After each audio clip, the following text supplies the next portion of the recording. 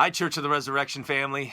This is Father Matt Woodley, and I am filming this from my front porch in East Aurora. And first of all, I just want to say how much I miss all of you, how much I miss seeing you face to face, how much I miss our Sunday morning worship gatherings, and what an amazing privilege and honor that was, and how I long to see you all face to face.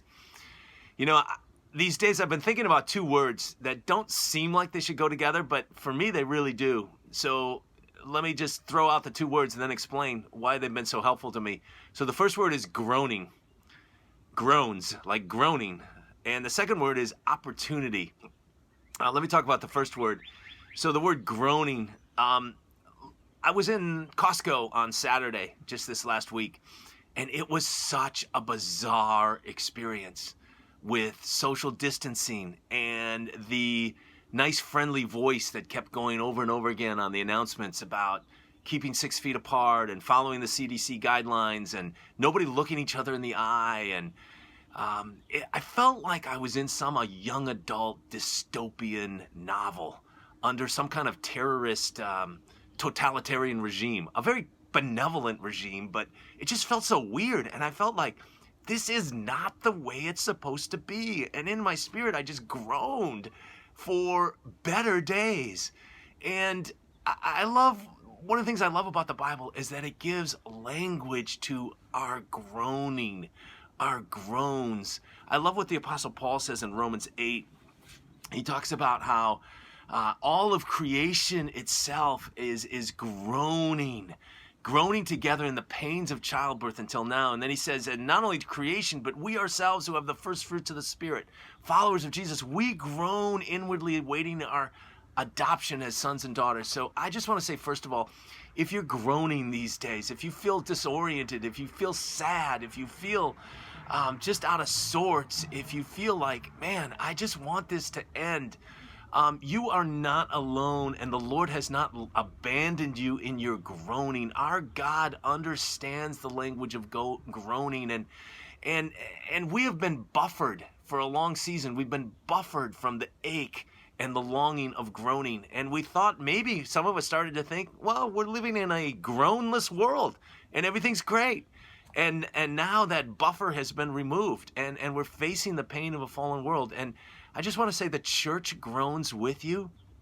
The Lord Jesus understands your groaning. He is a God that has entered into our griefs and our sorrows and our groans, so you're not alone in that.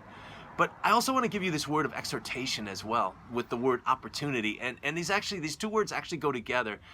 In Galatians chapter 6, Paul says, so then, as we have opportunity, let us do good to everyone, especially to those who are of the household of faith.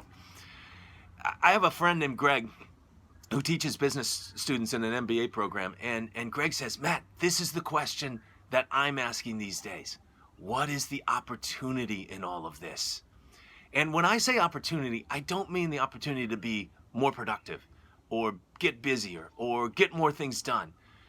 I'm talking especially about the opportunity for love, the opportunity to grow in love for the Lord, and to grow in receiving his love, and to grow in being still and knowing that he is God, or the opportunity to love others. So one of the practices I've been doing is I try to shut everything down at some point in the day and take a 45-minute walk just to be with God without my phone, not trying to get anything done, not trying to be productive, and just to be with the Lord and to receive his love for me. Now, you may not be able to do that given your family situation, but I do want to ask, what is the opportunity for you to receive God's love in the midst of this?